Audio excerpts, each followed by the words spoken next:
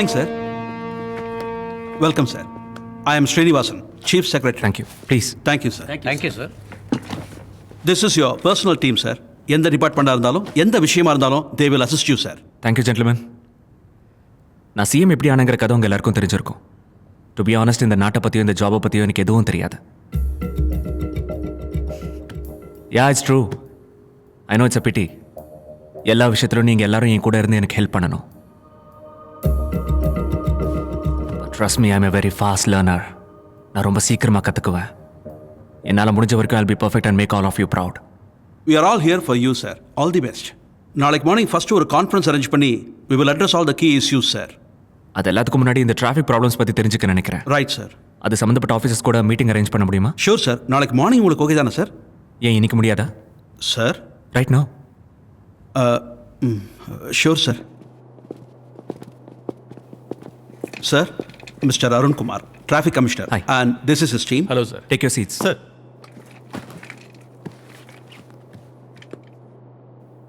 இங்கே இருக்கிற டிராஃபிக் கண்டிஷன்ஸை பற்றி என்னை விட உங்களுக்கு தான் பெட்டராக தெரியும். Terrible. Can I say disasters? Yes sir. Why? Population ரொம்ப ஜாஸ்தி சார். ஜனங்களை கண்ட்ரோல் பண்ணுறது கஷ்டம். It's very tough. அவ்வளோ பெரிய பாப்புலேஷன் இருக்கிறதால தானே we need more planning and discipline. I'm sorry to say this. காட்டில் மிருகங்களாம் இன்னும் ஆர்கனைஸ்டாக சுற்றிக்கிட்டு இருக்கு. ஃபுட்பாத்தில் ஜனங்க பைக் ஓட்டிட்டு போகிறத பார்த்தேன். We are trying our best sir. Are you? Yes sir. How? நிறைய பேட்ரோல்ஸ் கொண்டு வரோம், ஒன்வேஸ் பண்ணுறோம், டிராஃபிக் சிக்னல்ஸும் அதிகரிக்கிறோம், மக்களுக்கு விழிப்புணர்வு ஏற்படுத்த நிறைய விளம்பரங்களும் பண்ணிட்டு இருக்கோம். What about fines? Sir, fines charges என்னன்னு கேட்குறேன். டிரைவிங் லைசன்ஸ் இல்லாமல் வண்டி ஓட்டினா 500 rupees sir for 2, 3 and 4 wheelers. 10,000 ஆக்குங்க. Sir, 10,000. Signal jumping 1000 sir. 20,000 ஆக்குங்க. Driving பண்ணும்போது மொபைலில் பேசினா 1000 சார். 25 ஓகேவா? யா, 25. ரேஷ் and negligent violation 1000 sir. 30,000. New ரேஷியோக்கு மாற்றி ஈவினிங் எனக்கு லிஸ்ட் அனுப்புனீங்கன்னா வில் இஷ்யூ என்னது? ஜியோ, சார். யா, ஜியோ இஷ்யூ பண்ணிடலாம். சார், இந்த விஷயத்தில் நீங்கள் கொஞ்சம் டிஸ்கஸ் பண்ணி முடிவெடுத்தா நல்லாயிருக்கும். இத்தனை நாளாக தானே செஞ்சுருக்கீங்க, ஏதாவது மாறி இருக்கு? But it is wise to rethink. ஜனங்க பயந்துருவாங்க, சார். நான் வந்த இந்த கொஞ்ச நாளில் அது யாருக்கும் இருக்கிறதா தெரியலையே ஸ்ரீனிவாசன் சார். பயம். We are living in a society. இங்க இருக்கிற ஒவ்வொருத்தருக்கும் பயமும் பொறுப்பும் இருந்தே தீரணும்.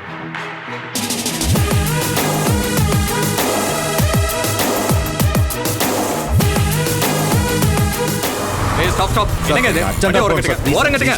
20,000 ரூபாய் ஃபைனு கட்டிடுங்க. 20,000? அது என் ஒரு மாசம் சம்பளம் சார். நிறுத்து. ஒரு நிமிஷம். 25,000 ரூபாய் ஃபைனு. 25,000? ஏய், நிறுத்து. ராங்கூர்ல வர காட்கட்டா? சார் பக்கத்துல தான் சார் அப்படியா? 30,000 ரூபாய் ஃபைன் கிட்ட ஆபீஸ் போ. 30,000? தமிழகத்தில் மக்கள் இனிமேல் சாலையில் வாகனம் ஓட்ட வேண்டும் என்றால் மிகவும் எச்சரிக்கையாக இருக்க வேண்டும். டிரைவிங் லைசென்ஸ் இல்லாம ஓட்டினா, சிக்னல்ல நிக்காம போனா, ஒன் வேல யாராவது தப்பா போனா, இனிமே பர்ஸ்ல இருக்கிற உங்களோட பணம் மட்டும் இல்ல, அநேகமா உங்களுக்கு கடன் வாங்குற நிலைமை கூட ஏற்படுறதுக்கு வாய்ப்பு இருக்கு. ஒரு ஆத்திர அவசரத்துக்கு ஒன்னோல போறோம், அதுக்காக 20,000 ஃபைன் போடுறது எவன் விட்டு துட்டு? Yes done the right thing. அப்படி செஞ்சாதான் ஜனங்க ரூல்ஸை ஃபாலோ பண்ணுவாங்க. வண்டி ஓட்டுனால கஷ்டமா இருக்கு. முந்தானத்தையும் புது வண்டி வாங்கியிருக்கான், பொன்வேல போயிருக்கான், 25,000 ரூபாய் ஃபைன் இருக்காங்க. இவங்க அப்பா வண்டியை வச்சுட்டு வண்டியும் கிடையாது கிண்டியும் கிடையாது. பேசாம சிட்டி பஸ்லயோ இல்ல மெட்ரோ. இந்த அவை தொடங்குவதற்கு முன் சட்டசபைக்கு வருகை தந்துள்ள நமது புதிய முதலமைச்சர் திரு பரத் அவர்களுக்கு அவை சார்பாக என் உளமார்ந்த வாழ்த்துக்களை தெரிவித்துக் கொள்கிறேன்.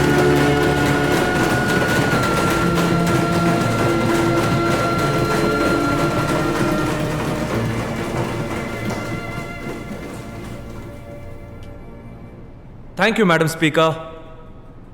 My dear colleagues and honorable members, thank you. மாண்புமிகு எதிர்க்கட்சி தலைவர் திரு கிருஷ்ணமூர்த்தி அவர்கள். அவைத் தலைவர் அவர்களே, நமது அரசாங்கத்திற்கும் முதலமைச்சருக்கும் இது மக்களாட்சி என்பது ஞாபகம் இருக்கிறதா என்று எனக்கு பெரிய சந்தேகம். தன் தந்தைக்கு பிறகு தனக்கு இந்த பதவி கிடைத்ததாலோ என்னவோ இதை மன்னராட்சி என்று நினைத்துக் கொண்டார். மக்களை காப்பாற்ற வேண்டிய இந்த அரசாங்கம், மக்களோட கஷ்டத்தை தீர்க்க வேண்டிய இந்த அரசாங்கம் அபராதங்கிற பேர்ல மக்களோட ரத்தத்தை உறிஞ்சுகிட்டு இருக்கு. சிக்னலை மீறினா 10,000, கொஞ்சம் வேகமா போனா அதுக்கு 20,000, வேற ஏதாவது பண்ணா 30,000. இது சர்வாதிகாரம். மக்கள் பணத்தை கொள்ளையடிச்சு அவங்களை கொன்னுடுவாங்க போல இருக்கு. கொள்ளடிக்கிறத பத்தியும் கொலை செய்யறத பத்தியும் நீங்களும் உங்க ஆளுங்களும் பேசுவீங்க, அதை நாங்க கேட்கணும். எல்லாம் எங்க தலையெழுத்து. அம்பத்தூர்ல இருந்து அரக்கோணம் வரைக்கும் ஒரு சென்ட் விடாம மொத்தமா வலிச்சு போட்டீங்க. மிச்சம் என்ன வச்சுக்கிறீங்கன்னு பார்த்தா எல்லார் கையிலயும் திருவோட்டை குட்டு சோத்துக்கு சிங்கி அடிக்க வச்சிட்டீங்க. அதான உங்க கட்சியோட சாதனை. கொஞ்சம் நிறுத்துங்க அவைத்தலைவரே. அவர் என்ன பத்தி தான் பேசிக்கிட்டு இருக்காரு. அம்பத்தூர்ல பிளாட் போட்டு வித்ததுக்கு எனக்கு சம்மந்தம் இல்லைன்னு நான் பல தடவை சொல்லிட்டேன். திரு மாணிக்கம் அவர்களே உட்காருங்க. அவரை கொஞ்சம் பேச விடுங்க. இதே மாதிரி பேசிக்கிட்டு இருந்தாரா நாங்க வெளிநடப்பு செய்வோம். சொல்லுங்க. நீ சொல்ல உட்காந்துக்கிறேன். நீ கண்டினியூ. உள்ள இறக்க வேண்டிய நேரம் வந்ததுனால வெளியில போகணும்னு சொல்றாரு. பாருங்க, நீங்க தேவையில்லாம வார்த்தையை விடுறீங்க. வாக் அவுட்னா என்ன அர்த்தம்? ஒண்ணு வழங்கல அவை தலைவரே. வாய் இருக்குன்றதுக்காக உங்க இஷ்டத்துக்கு பேசாதீங்க.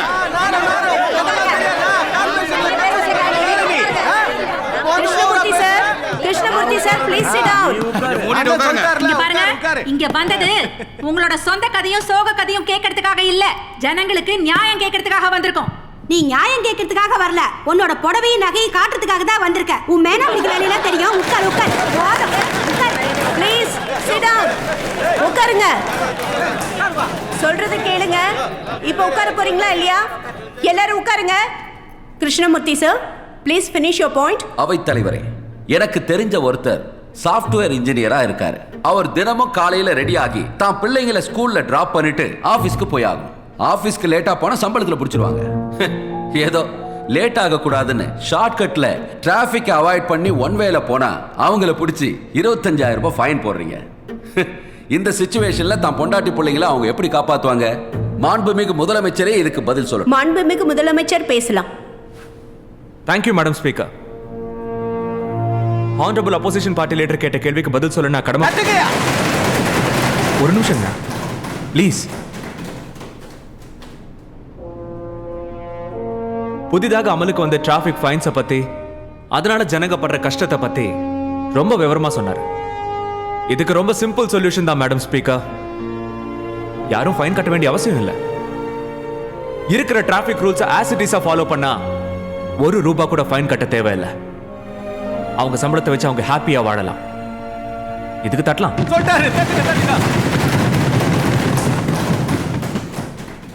எதிர்கட்சி தலைவர் அவருக்கு தெரிஞ்ச சாஃப்ட்வேர் இன்ஜினியர் பத்தி ஏதோ சொன்னாரு. அவசரத்துல ஒன் வேல போயிருக்காராம், பாவம் ஃபைன் கட்டினாராம். இந்த மாசம் எப்படி சமாளிக்க போறாருன்னு. சம்பளத்துல பிடிச்சா என்ன சார், கொஞ்சம் செலவை குறைச்சிக்கிட்டா அடுத்த மாசம் சேலரி வந்துட போகுது. ஆனா அவர் போன வழியில் ஏதாவது ஒரு வெஹிக்கிள் வந்து அவரை இடிச்சிருந்தா அவங்க ஃபேமிலி வாழ்க்கை முழுக்க எப்படி சமாளிப்பாங்கன்னு நீங்க யோசிக்கணும். ஜனங்க ஓட்டு போட்டு நம்மளை இங்க உட்கார வச்சிருக்கிறது அவங்களுக்கு நல்லது செய்யதானே தவிர அவங்க தப்பு பண்ணாலும் சப்போர்ட் பண்றதுக்கு கிடையாது. நான் அப்பாவோட காரியத்துக்கு வந்த புதுசுல ஒரு 2 வீக்ஸ் தனியாவே ஊர்ல சுத்திக்கிட்டு இருந்தேன். நான் பார்த்தது, எனக்கு புரிஞ்சது என்னன்னா, இங்க இருக்கிற யாருக்கும் 1% கூட அக்கௌண்டபிலிட்டி இல்லை. இதுக்கு தமிழ்ல பொறுப்புடைமைன்னு சொல்லுவாங்களாம். நான் வந்து இந்த கொஞ்ச நாள்ல அது எந்த விஷயத்திலையும் எந்த ஒருத்தர்கிட்டயும் நான் பார்த்ததே இல்லை. I want to bring that back, Madam Speaker. I want to bring that back. நான் இந்த இடத்துக்கு எந்த சம்மந்தமும் இல்லாத ஒரு சமுதாயத்தில் வளர்ந்தவன் madam speaker.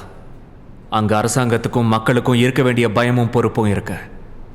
They responsible, they accountable, and they made their lives beautiful. ஆனா நமக்கு ஒழுக்கங்கிறது இல்லவே இல்லை. எங்கனாலும் எது வேணாலும் செய்யலாம். எதுலயும் குவாலிட்டி இல்ல. பயமே இல்லாம எல்லாத்துலயும் கலப்படம் செய்யலாம். It's really shocking madam speaker. 100 கோடிக்கும் மேல பாப்புலேஷன் இருக்கிற நாட்டில் ஒரு சிஸ்டம் இப்படியா ரன் பண்ணணும்? இவ்வளவு கேவலமாவா வாழணும்? அவை தலைவரே, அவர் கேவலன்னு சொல்றது எங்களை தான். ஒரு சிஎம் இருந்துகிட்டு இந்த அளவு நாகரிகம் இல்லாம பேசக்கூடாது. இதை நாங்க எல்லாரும் வன்மையா கண்டிக்கிறோம். இவர் பேசினதை ரெக்கார்ட்ல இருந்து நீக்கியே ஆகணும். It's a fact and it has to be on record, Madam Speaker.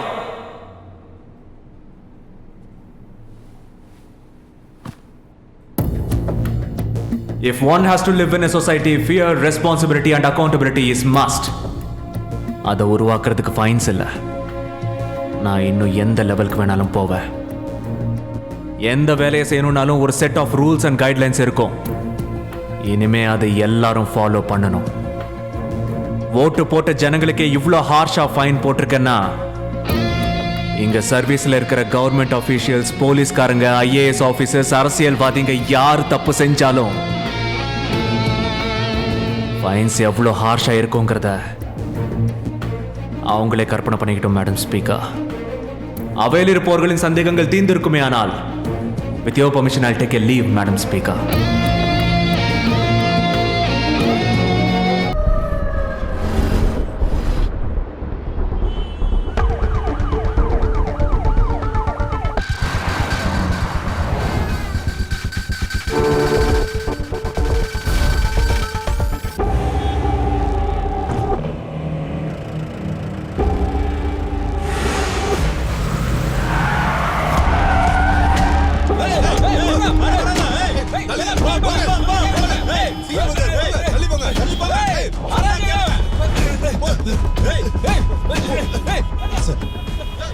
போன வாரம் ரைட் பண்ணி சீல் வச்ச வாட்டர் கம்பெனி ஆளுங்க சார். இப்போ கிளியர் பண்ணிடுறோம். ஓகே சார், சீக்கிரமா கிளியர் பண்ணுங்க.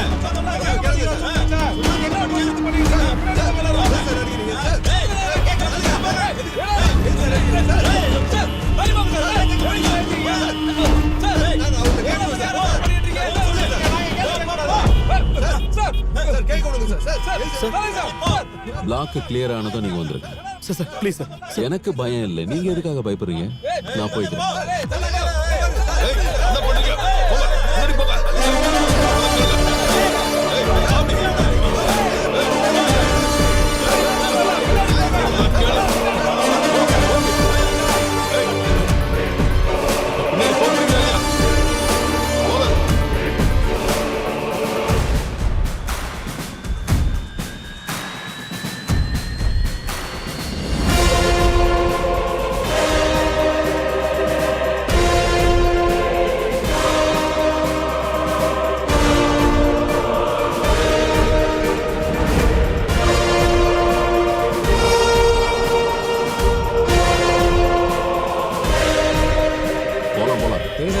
University campus.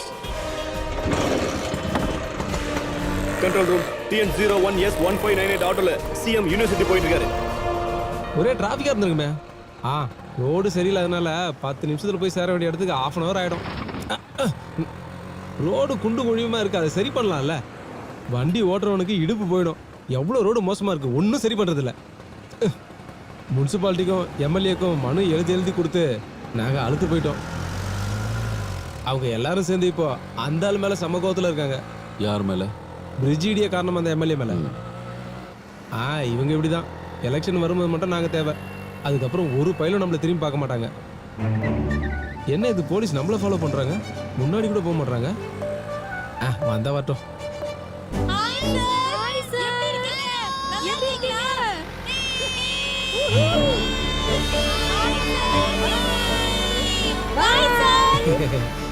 சார், கொஞ்ச நாளைக்கு முன்னாடி நான் ஒரு சீரியல்ல நடிச்சேன். அவங்க அந்த சீரியல்ல பார்த்துருக்காங்க போல இருக்கு, அதனால தான் என்னை பார்த்து கை காட்டுறாங்க. சார், நீங்க காலேஜ் ப்ரொஃபஸரா? இல்ல. உங்க குரலை கேட்டா எங்கேயும் கேட்ட மாதிரி இருக்கு சார். என்ன வேலை செய்றீங்க? நான் அரசியல்வாதி.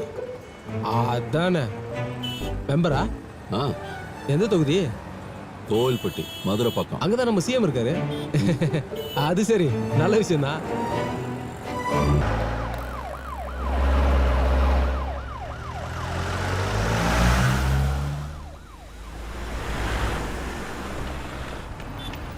சார், நீங்க ஏதாவது திருட்டு வேலை பண்ணிட்டீங்களா? போலீஸ் வந்திருக்காங்க.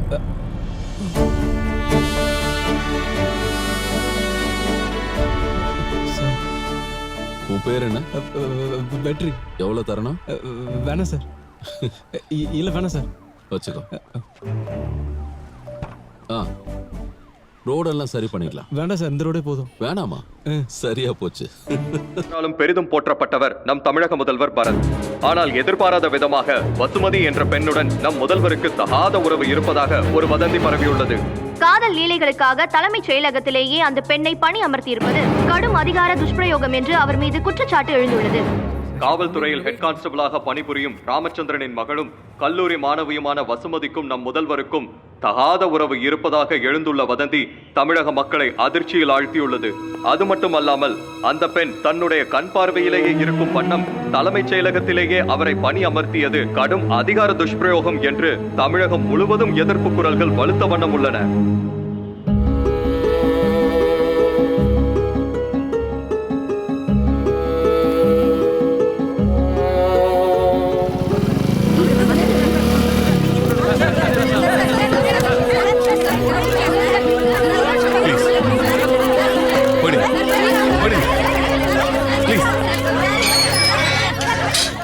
அந்த பொண்ணு மேல என்ன தப்பு இருக்கு? நல்ல அழகா வாட்ட சாட்டமா இருக்கா.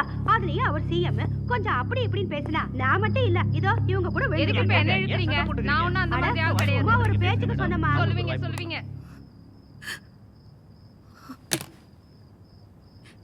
படிச்ச பொண்ணு நல்லா தெளிவா இருப்பேன்னு நினைச்சேன். இப்படி பண்ணிட்டியம்மா. பெத்தவ நானும் ஒரேடியா போயிட்டா உன் வாழ்க்கை என்ன ஆகுன்னு கொஞ்சமாவது யோசிச்சியா?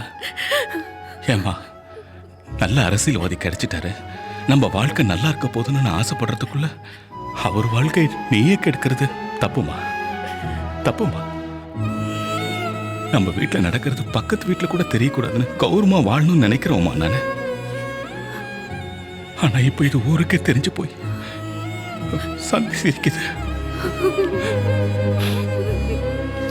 தப்பு செஞ்ச மக்கள் கிட்ட ஃபைனா போடுங்கறாரு. இப்போ அவர் என்ன செஞ்சிருக்காரு? Come on, let's not make it ugly. அது அவங்களோட பர்சனல் விஷயம். ஆளு பேசும்போது பெரிய சுப்ரீம் கோர்ட் ஜட்ஜி மாதிரிலாம் பேசினா. ஆபீஸ்ல அந்த புள்ளைய எந்த வேலைக்கு வச்சுதான் தெரியலையாப்பா.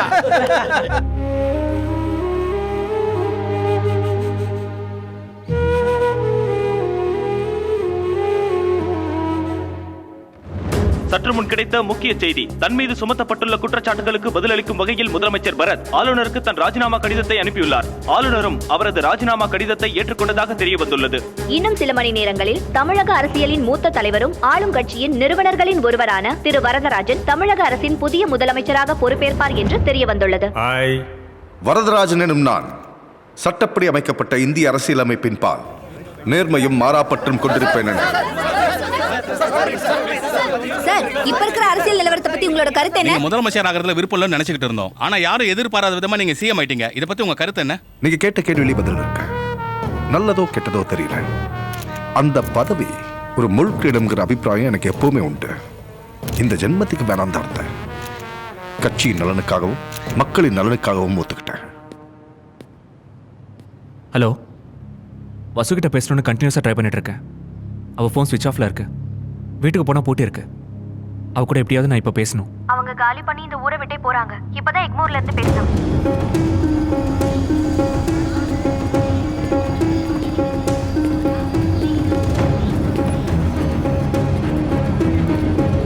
ஏய், சிஎம் வரதுல? ஆமா, அவர்தான். இவர் இங்க என்ன பண்றாரு? ஒண்ணும் புரியலையே.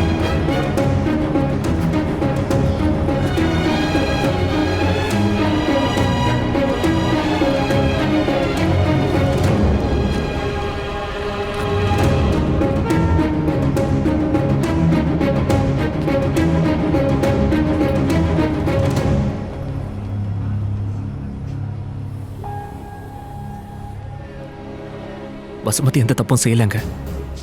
செய்யாத தப்புக்காக நீங்க எதுக்கு ஊரை விட்டு போனோம்? நடந்ததுக்காக உலகத்தை விட்டே போயிருக்கணும் சார். நல்ல வேலை, நாங்க ஊரை விட்டு தான் போறோம். வசுமதியை நான் ரொம்ப லவ் பண்றேன். இந்த உலகம் என்ன நினைச்சாலும் அதை பத்தி எனக்கு கவலை இல்லை. அவளை கல்யாணம் பண்ணிட்டு லண்டன் போயிடலான்னு முடிவு பண்ணியிருக்கேன். நாங்க நடுத்தர குடும்பத்தை சேர்ந்தவங்க. எங்களுக்கு இந்த உலகம் என்ன பேசுதுங்கிறதா முக்கியம். அவளை உங்க கூட அனுப்பி இந்த உலகம் பேசின பொய்யை உண்மையாக்குறதுல எனக்கு இஷ்டம் இல்லை சார்.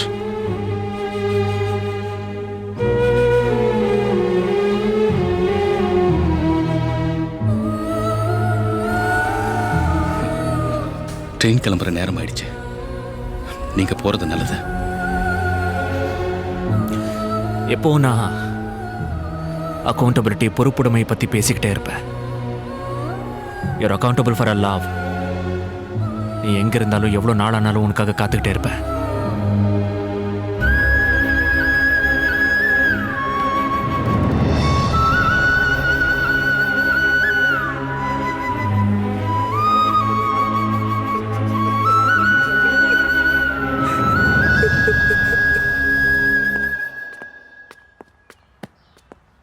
அப்பாவோட லைப்ரரியிலேருந்து சில புக்ஸ் எடுத்துக்கிட்டேன். நெக்ஸ்ட் வீக் லண்டன் கிளம்புறேன். ஒரு வார்த்தை சொல்லிட்டு போலாம் தான் வந்தேன். அவர் பேர் கேட்டு போற மாதிரி நான் எதுவும் செய்யல. மக்களுக்காக ஒவ்வொரு நிமிஷமும் அவர் மாதிரி உழைக்கணும்னு நினைச்சேன். அவரை விட நீ நிறையவே பண்ணிருக்க. உங்க அப்பா உண்மையிலேயே ரொம்ப நல்லவர். ஆனா ஜனங்க எல்லாம் சந்தோஷமா இருக்காங்களா இல்லையா அவங்க தேவைகள் எல்லாம் பூர்த்தி செஞ்சாரா இல்லையான்னு எப்பவும் அதை பத்தி தான் யோசிச்சுக்கிட்டு இருப்பாரு. ஆனா நீ வந்ததும் அவர் என்ன செய்ய நினைச்சாரோ அதை செஞ்சு காட்டிட்ட.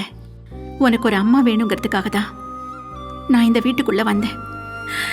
ஆனா என்னை பொறுத்த வரைக்கும் அந்த குறையை என்னால தீர்க்க முடியலன்னு எனக்கு தெரியும். நீ அப்படி நடந்துக்கல. அப்பா இல்லாத என் பையனோட குறைய ஒரு அண்ணனா நீ தீர்த்து வச்ச. வயசுல சின்னவனா இருந்தாலும்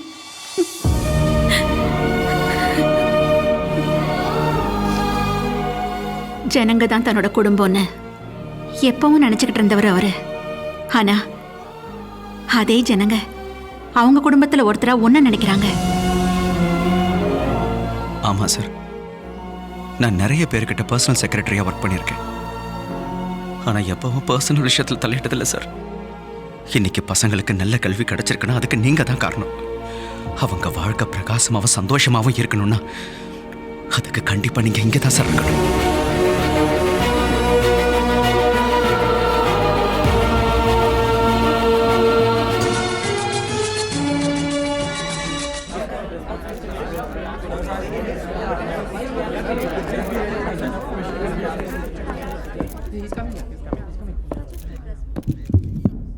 சார், வசுமதி கூட உங்க அஃபேரை பத்தி என்ன சொல்ல வரீங்க? உங்க வீட்டுக்கு கூட அடிக்கடி வருவாங்க. நீங்க வேலைக்கு சேர்த்துக்கிட்டது romance பண்ணதானா?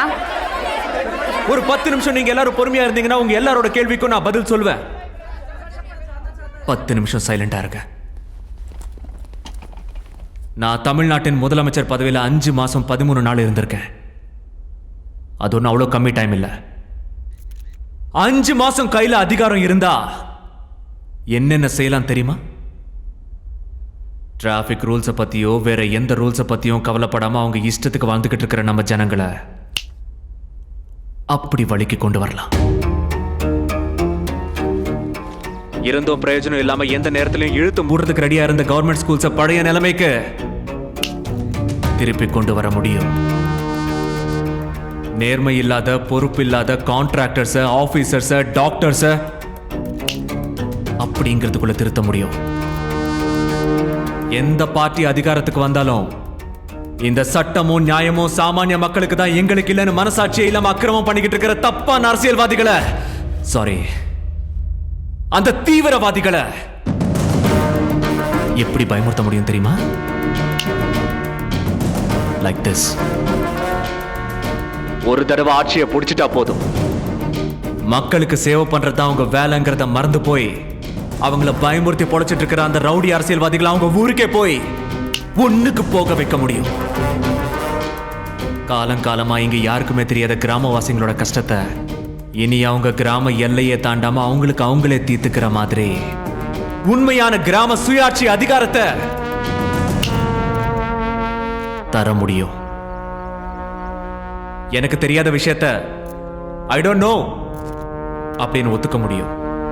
But for the first time in my life I can confidently say this, I know 5 மாசம் 13 நாள் அதிகாரத்தில் இருந்தே இவ்வளோ செய்ய முடியும்னா 5 வருஷம் 10 வருஷம் அதிகாரம் கிடைச்சா எவ்வளோ அற்புதங்களை செய்ய முடியும். I know this.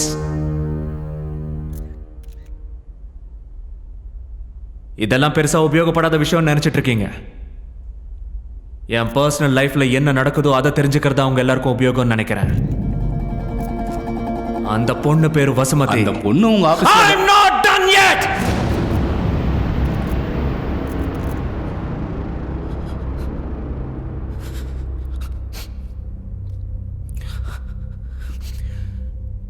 வசுமதி ஒரு மிடில் கிளாஸ் பொண்ணு, நல்ல பொண்ணு. இங்க இருக்கிற நிறைய பேரோட பொண்ணு மாதிரி தனக்கு பிடிச்சவனும் தன்னை புரிஞ்சுக்கிறவனும் கிடைச்சா தான் வாழ்க்கை இன்னும் நல்லா இருக்கும்னு கனவு காண்ற ஒரு சாதாரண பொண்ணு. வசுமதியை பார்த்த உடனே எனக்கு பிடிச்சிருச்சு. சின்ன வயசுல எங்க அம்மா இறந்த உடனே என் வாழ்க்கையில ஏதோ தெரியாத ஒரு குறை. ஆனா வசுமதி வந்ததுக்கு அப்புறம் அந்த குறையெல்லாம் போய் ஏதோ ஒரு சந்தோஷம். இன்ஃபேக்ட் அந்த பொண்ணு என் பக்கத்துல இருந்தப்பதான் நான் 2 மடங்கு உற்சாகமா வேலை செஞ்சேன். என்ன அப்படி மாத்தின பொண்ண என் பக்கத்திலேயே வச்சுக்கணும். But I could not. உங்களால உங்க எல்லாருக்கும் வெக்கமா இல்ல? உங்களுக்கும் தான். அந்த பொண்ணை பத்தி ஒரு விஷயம் சொல்லட்டுமா? நான் அவளை லவ் பண்றேன்னு தெரிஞ்சோ, நான் அவளை கல்யாணம் பண்ணிக்குவேன்னு தெரிஞ்சிருந்தோம் கூட she used to call me sir. ஒருவேளை கல்யாணத்துக்கு அப்புறமும் சார்னு தான் கூப்பிடுவாளோ என்னமோ. அதுதான் அவ நான் இருந்த பதவிக்கும் அந்த ஆபீஸ்க்கும் கொடுக்கிற மரியாதை. ஆனா இப்ப நீங்க you called us something else, didn't you? Paint ஹவுஸ்ல அது என்னது? பெயிண்ட் ஹவுஸில் மன்மத லீலை ஒரு பெரிய மனுஷன் எழுதியிருக்காரு.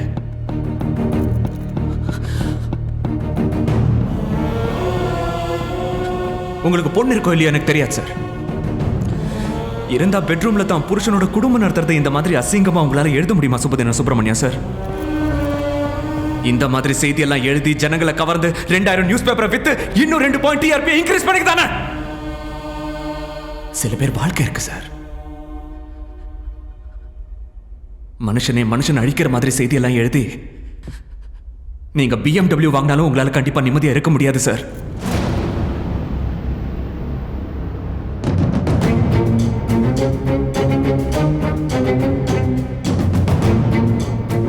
இந்த வாரம் முழுக்க என் மேலையும் வசுமதி மேலையும் நீங்க காமிச்ச ஆத்திரத்தையும் உற்சாகத்தையும் உங்களை சுத்தி இருக்கிற பிரச்சனைங்க மேல காமிச்சிருந்தீங்கன்னா உங்க வாழ்க்கை அப்படி மாறி இருக்கும் சார். கிணத்து தவளை மாதிரி எங்க வாழ்க்கை இப்படிதான் இருக்கும்னு நீங்க நம்புனீங்கன்னா நீங்க தேர்ந்தெடுத்த அரசியல்வாதிங்க பாம்பா அவங்க கூட இருப்பாங்க. ஒவ்வொரு நாளும் நீங்க செத்து தான் வாழணும். நீங்க என்ன கேட்கணுமோ அதை இப்ப கேட்கலாம்.